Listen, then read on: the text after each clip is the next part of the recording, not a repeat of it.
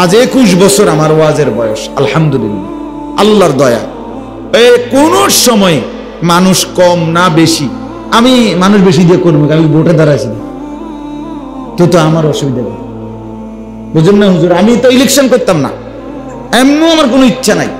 বহুত মার্কাওয়ালা আমার কাছে, আমাদের ইসলামী ঘরানা আমারে বলছেন কেন কি বা উচিত অনুচিত এই ব্যাখ্যা পরে, আমি করা উচিত না না উচিত সেটা ঠিক আছে, পরে তর্ক করলে তো পরের কথা, কিন্তু প্রথম কথা বলতেছি যে আমি তো কোনো নির্বাচন করতাম না, তা আমি এত জনসমর্থন দিয়ে ঘাস কাটবো নি, আমার জনসমর্থন দরকার, আমার যদি আমার তো দরকার নাই। কাজে আমি একজন না হাজার জন, এতে কোনো সমস্যা নাই। আমার আল্লাহর কথা একজনের জন্য বলা আমার দায়িত্ব, 1 লাখের জন্য বলাও আমার দায়িত্ব।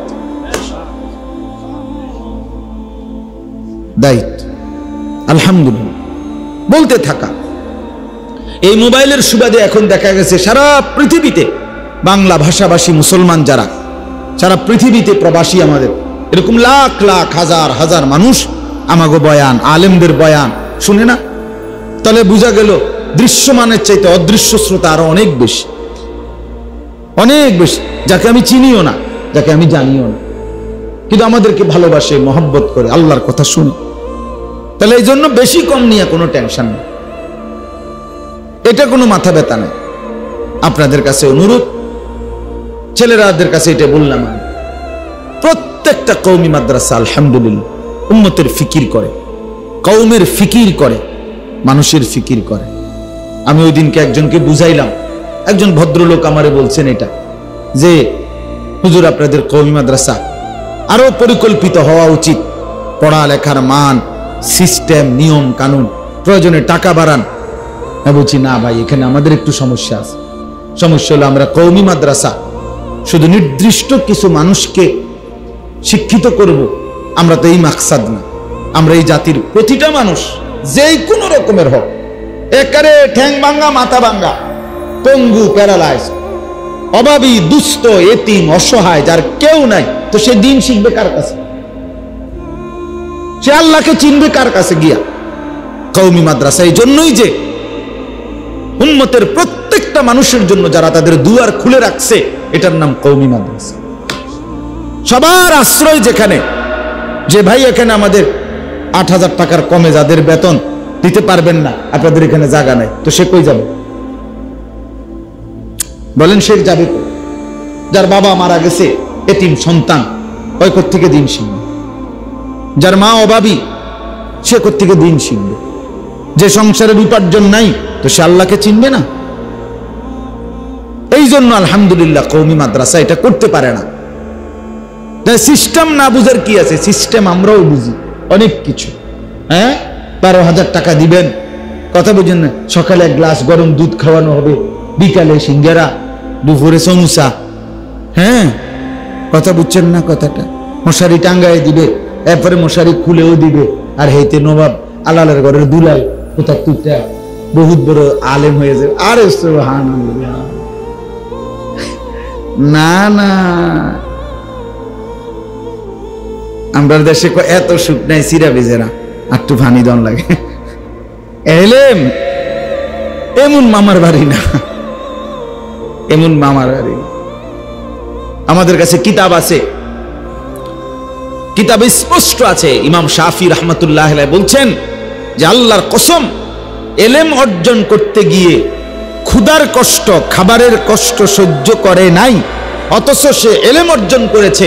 তিনি বলেন আমি এটা বিশ্বাস করি না, এটা হয় নাই, হতে পারে না, সে কোনো আলেমে হয় না। তাইলে ইমাম হযরত আবু হুরায়রা, স্পষ্ট কিতাবে আছে, আবু হুরায়রা রাদিয়াল্লাহু তাআলা আনহু, তিনি মসজিদে নববীতে 4 বছর একটানা নবীজির কাছে এলেম শিখার জন্য পড়েছিলেন। 4 বছর নবীজির কাছে কালেমা পড়ার পরে কোনোদিন 1 টাকা উপার্জনের জন্য বাইরে কোথাও যান না। 24 ঘন্টাই নবীজি সাল্লাল্লাহু আলাইহি সাল্লামের সোহবতে ছিলেন। উদ্দেশ্য একটাই, ইলম অর্জন, ইলম অর্জন। ফলে দেখা গেছে কিতাবে লিখছে হযরত আবু হুরায়রা রাদিয়াল্লাহু তাআলা আনহু মাঝে মাঝে মসজিদের বারান্দায় উপুর হইয়া এরকম কাঁপতে থাকতেন, সারা শরীর কাঁপতো ওনার। তো সাহাবীরা মনে করত মির্গি রোগ আছে না, যে কাঁপে শরীর, এমন কোন রোগ উনার মির্গি রোগ। তো সাহাবীরা উনার ঘাড়ে পিঠে হাত বুলাইতো, সবাই আফসোস করতো, আহারে আবু হুরায়রার মারাত্মক রোগ, মৃগী রোগ। তো কিতাবে লিখছে হযরত আবু হুরায়রা এই উপুর হওয়া কাঁপা অবস্থায় বলতেন, ওয়াল্লাহি মা বি ইল্লাল জু', আল্লাহর কসম সাহাবীরা, আমার কোনো রোগ না, আমার ক্ষুধা, আমার পেটের খিদায় আমি এমন তরফাইতেছি।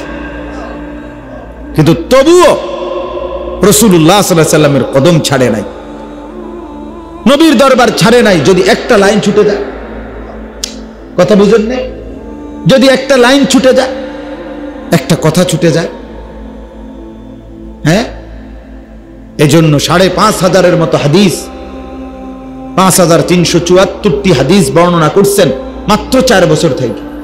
এবং তিনি বলছেন, আমার কাছে যে পরিমাণ ইলম আমি তোমাদেরকে শুনাইছি, সেই পরিমাণ ইলম আমার ভান্ডারে আরো আছে ভিতরে, যেটা আল্লাহর নবী সাল্লাল্লাহু আলাইহি ওয়াসাল্লামের কাছ থেকে আমি শিখছি, অর্জন করেছি, কিন্তু প্রয়োজন না থাকার কারণে তোমাদের আমি সেটা বলি নাই, এটা বিশেষ হিকমতের কারণে। কিন্তু আমার কাছে সমপরিমাণ ইলম আমার কলিজার ভিতরে এখনো জমা আছে।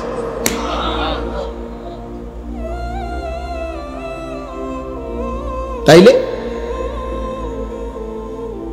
এই জন্য যুগ যুগ ধরে আমাদের কওমি মাদ্রাসা আলহামদুলিল্লাহ কষ্ট করে খাইয়া না খাইয়া, সকলের ভালোবাসা নিয়ে, কেন মানুষের দান সাদাকা খুঁজে বলে, দিতে বলে, উৎসাহিত করে, কারণ সিদ্ধান্তই তো নিছে যে কওমের জন্য। তো আল্লাহর বান্দারা যদি কিছু দান সাদাকা করে, তো এদের সম্মিলিত প্রচেষ্টায় এদের দানে এদের আখিরাত মিলবে, এই দানের বরকতে এদের সন্তান দ্বীন পাবে, এদের বংশেও আলেমে হক্কানি তৈরি হবে। এই কল্যাণের আশায় বিশ্বাস করেন না, নাই তো নিয়ম মাফিক এটা সহজ। লক্ষ লক্ষ স্কুল যদি বেতন দিয়া চলতে পারে, আমরা পারবো না কেন? আমরা সিস্টেমে যে আমার কোটা সীমিত, আমার নিয়ম সীমিত, আমাকে এত টাকা দিতে পারলেই আমি আসি, নাই তো নাই। হ্যাঁ, তাইলে বলে কত মানুষ আমাদের কাছে অহরহ, এমন এমন মানুষ, বিপদগ্রস্ত মানুষ সন্তানকে দিন শিখাইবার কথা বলতে আসে, চোখের পানি দেখলে মায়ের, বাবার, অভিভাবকের, আর মনে মানে না, ফিরাই দেব কি দিয়া? ফিরাইয়া তারে আমি কই দেব? আল্লাহর কোরআন শিখতে আসছে, অভাবের কারণে হয়তো ভর্তি হইতে পারতেছে না, আমরা যদি তাকে ফিরাইয়া দেই, তো সে যাবে কার কাছে? এরপরে কোথা থেকে দিন শিখবে সে?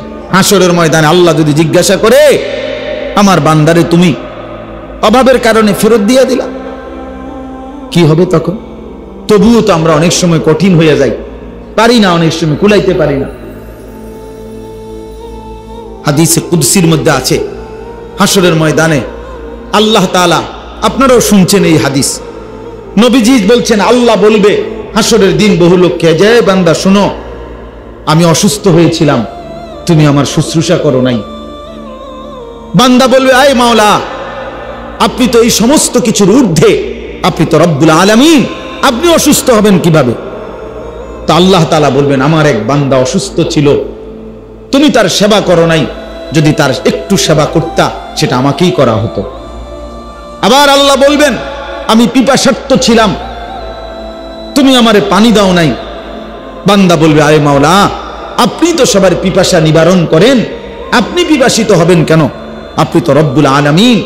আল্লাহ বলবেন, আমার এক বান্দা পিপাসার্ত হয়ে তোমার কাছে পানি চেয়েছিল, তুমি তাকে পানি দাও নাই, যদি দিতা তাহলে সেটা আমি আল্লাহকেই দেওয়া হইতো। এরপর ঠিক এরকম তৃতীয় নম্বরে আল্লাহ বলবে, বান্দা, আমি তোমার কাছে খাবার চেয়েছিলাম, ইস্তাতামতুকা ফালাম তুতঈমনি, তুমি আমাকে খাওয়াও নাই। তো বান্দা বলবে, আল্লাহ, আমি আপনাকে কিভাবে খাওয়াবো? আপনি তো সবাইকে খাওয়ান, আপনি তো রব্বুল আলামিন। আল্লাহ বলবেন, আমার এক বান্দা ক্ষুধার্ত ছিল, তোমার কাছে খাবার চেয়েছিল, তুমি যদি তাকে সেদিন খাওয়াইতা, সেটা আমি আল্লাহকে খাওয়ানো হইতো। আল্লাহকে খাওয়ানো। আমাদের বাংলাদেশের একজন শ্রেষ্ঠ বুজুর্গ আছে, ওলামায়ে কেরামের চোখের মণি, যিনি নয়নের মণি, আমাদের আদিব সাহেব হুজুর যাকে বলে, হযরত মাওলানা আবু তাহের মিসবাহ দামাত বারাকাতুহুমুল আলিয়া। বাংলাদেশে আরবি সাহিত্যের যিনি দিকপাল, আলোর মিনার, বাংলাদেশে আরবি সাহিত্য প্রচার প্রসারে উনার চাইতে বড় খেদমত কেউ করে নাই গত 50 বছরে। এখন আলহামদুলিল্লাহ জীবিত আছেন হযরত, অসুস্থ। তো উনি একবার বলছেন, উনার একটা লিখনীতে আমরা পড়ছি, উনি হজে যাইতেছিলেন। তো হজে যাওয়ার সময় একটা বাচ্চা ছেলে এক বাড়িতে, ওনারা যখন হুজুরকে হজ্জের যাইতেছেন বিদায় দিচ্ছিল, এক বাড়িতে তো একটা বাচ্চা ছেলে 2টা চকলেট ওনার হাতে দিছিল, ওই বাড়ির দিয়ে বলছিল, তুমি তো আল্লাহর ঘরে যাবা, আল্লাহকে দিও। আল্লাহ মিয়া কো দে না, আল্লাহকে দিও, তুমি এই 2টা চকলেট দিও। না, তুমি আল্লাহর ঘরে যাচ্ছ। তখন হযরত মাওলানা আবু তাহের মিসবাহ তিনি বলেন, আমি সৌদি মক্কায় গেলাম, গিয়ে আমি 2টা চকলেট রাখছি। এখন আমি কেবল ভাবতেছিলাম, হায় আমার এই বাচ্চার আমানত, আমি কেমনি দিব? হে তোমার বলছে আল্লাহকে দিতাম। এটা কিভাবে সম্ভব আমি বুঝতেছিলাম না, কিন্তু বাচ্চার কথা তো আমি রাখছি, চকলেটটাও নিছি। তো হঠাৎ আমার মনে আসলো এই হাদিস। তখন আমি একজন অভাবী ওইখানকার, তার হাতে এই 2টা চকলেট দিছি। এই কথা মনে মনে ভাবছি যে আল্লাহ তো বলছে, তুমি যদি আমার সেই অভাবী মানুষটাকে খাওয়াইতা দিতা, তা আমি আল্লাহকেই দেওয়া হইতো। তো বাচ্চাকে আমি যেন বলতে পারবো যে হ্যাঁ দিছি, তোমার আমানত যথাস্থানেই পৌঁছায় দিছি। এজন্য মাদ্রাসাকে ভালোবাসবেন, দ্বীনকে ভালোবাসবেন, কোরআনকে ভালোবাসবেন, ইলমকে ভালোবাসবেন। একজন মুসলমানের কলিজার ভিতরে মাদ্রাসার প্রতি আন্তরিকতা থাকা জরুরি বাবা, জরুরি। এটা পাওয়ার হাউস, এটা বিদ্যুৎ স্টেশন, যেখান থেকে সবার ঘরে ঘরে বিদ্যুৎ পৌঁছে।